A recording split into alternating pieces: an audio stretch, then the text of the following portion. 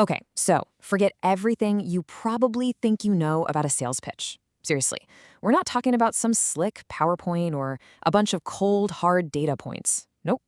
Today, we're going to dive deep into the really personal, connection-driven world of sales in Bangladesh. This is a place where the deal is basically won or lost, long before the product even comes up. And this quote, you got to understand, this is the golden rule. You know, in the West, you might just get straight down to business, right? Well, in Bangladesh, trying to do that is kind of like starting a conversation by shouting. It just doesn't work. You're going to get ignored. See, if you're a stranger, they don't trust you. And if there's no trust, well, there's absolutely no sale. Simple as that. Right, so we're talking connection before commerce. It's all about the art of kushal binimay, or what we'd call rapport. This means the first, most critical stage of any sales call. It's not about your product, it's not about your price, and it's definitely not about your company. It's about building a genuine human connection. That's the foundation. Everything else is built right on top of it. And you know, this whole art of rapport, it's actually pretty tactical. It all starts in the first 10 seconds, literally the moment you walk in the door. So first up, you've got the salam effect. You want to greet them with just a little bit more energy than they have. It just sets a positive vibe right away. Then, your body language has to show immediate respect. And finally, and this is key, the eye scan. You're not just glancing around. You are actively searching for personal hooks. Is there a family photo on the wall? A sports trophy on the shelf? A religious symbol? These are your doorways into a real conversation, not a sales pitch. But, you know, out of all the techniques for building that connection, this is the ultimate secret weapon. It's called Deshirbari, your home district. See, if you can actually figure out a person's dialect and correctly guess where they're from, oh man, the whole game changes instantly. You're not just some salesperson anymore. You become a brother. All the walls just come tumbling down. And that's when a real conversation can finally start. All right, so let's move on. Section 2, the 4-step pitch, structuring the conversation with something called AIDA. So once you've actually built that connection, then you can move to the pitch. But listen, this is not just some random speech you've memorized. It's a very specific 4-step conversation, and it's designed to guide the customer towards saying yes. It's called the AIDA framework. So what is AIDA? It stands for attention, interest, desire, and action. Now, you might have heard of this before. It's a pretty classic model. But the real magic here is how it's adapted for the local culture. Each step has a very specific goal, a psychological trigger. Let's actually break it down with a real-world example so you can see what I mean. Okay, first up, A for attention. You walk in and say, "Salam bhai, I see you have renovated the shop shelves, but I noticed the milk section is a bit messy because of leaking packets." You see what's happening? You're not leading with your product. You're leading with this compliment plus observation technique. The compliment is, "Hey, the shop looks great." The observation is, "But I noticed this little problem over here." Right away, you've shown you're actually paying attention to their business, not just trying to sell yours. Next up is I for interest. You might say something like, "I was just at the neighboring shop. They were also complaining about the spoilage in this heat. Customers walk away without buying anything." Now, notice this. You're still not talking about your product. This is what's called the pain poke. You're talking about their neighbor having the exact same issue. And this is just brilliant because it uses social proof and a little bit of that friendly competition. If the guy next door is losing customers because of this, well, suddenly this shopkeeper is very interested. All right, now we get to D for desire. This is where you finally introduce your solution. You say, "Our new packaging means zero wastage. Every spoiled packet costs you the profit of selling 10 good ones. Our packaging stops that loss." The key here, and this is so important, is to stop selling features and start selling the benefit. Nobody cares about a 5-layer thermal seal. What they care about is what it does for them. It stops them from losing money. You're not selling milk packets. You are literally selling profit protection. And finally, the last A is for action.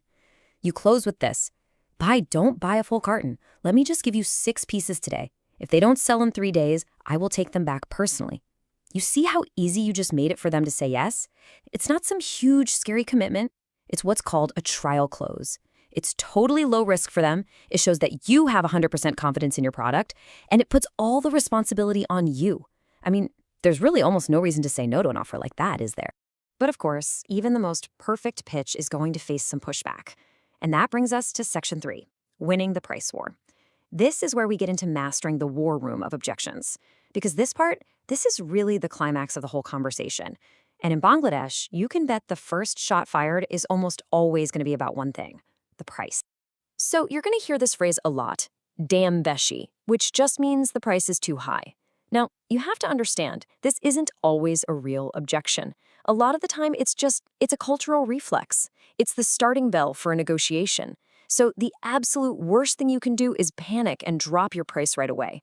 If you do that, you're basically telling the buyer your product wasn't worth the first price anyway, and you just lose all respect for your product right then and there. So, how do you respond? Well, one really powerful technique is called the salami slice. You reframe the entire cost. You take that big, scary number and you slice it down into a tiny, almost negligible daily amount. For example, that fancy Japanese compressor, that big price difference might work out to just 3 taka a day. You then ask, is saving less than the price of a single cigarette worth the risk of all your food spoiling? And just like that, boom, the whole perspective shifts. So there are really two great ways to defend your price. On the one hand, you've got the salami slice. That's the logical approach, right? You break the cost down into these tiny digestible daily amounts. It's just math. But then you have the value pivot. This one's more emotional. You shift the focus completely away from price and onto an invaluable benefit. You're not just selling a refrigerator. You're selling peace of mind with 24/7 service. You're selling the guarantee that it won't break down during the busiest festival of the year. How much is that worth? Okay, but what about the other big objection, the request for baki or credit?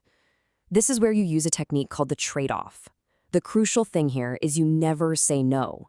Instead, you offer a choice where you control both options. You say, look, I can give you my absolute best price on cash, or I can give you credit at the regular price. The choice is now between two options that you offered, not between buying and not buying. It's a brilliant way to keep control while making the customer feel empowered. All right, section 4, how to close the deal. This is about landing the plane and actually taking the order.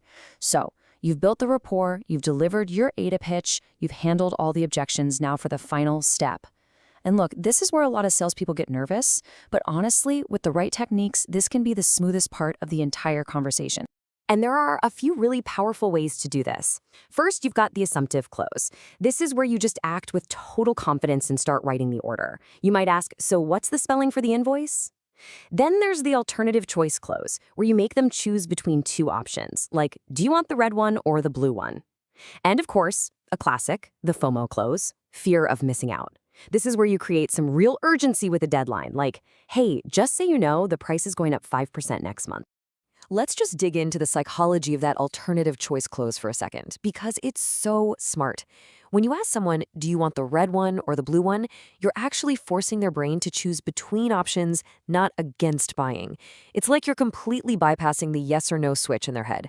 Their mind is no longer debating if they should buy, it's already moved on to deciding which one to buy. It's a simple little trick, but it is incredibly effective at getting past that sales resistance. And you know, all of this, every technique we've talked about, it really brings us to one final crucial question you have to ask yourself. Is your pitch about your product, or is it about your customer's profit? Because in the end, a master salesperson, and this is true whether you're in Bangladesh or anywhere else in the world, they know that a truly great pitch is never, ever about what you're selling. It is always about what the customer stands to gain.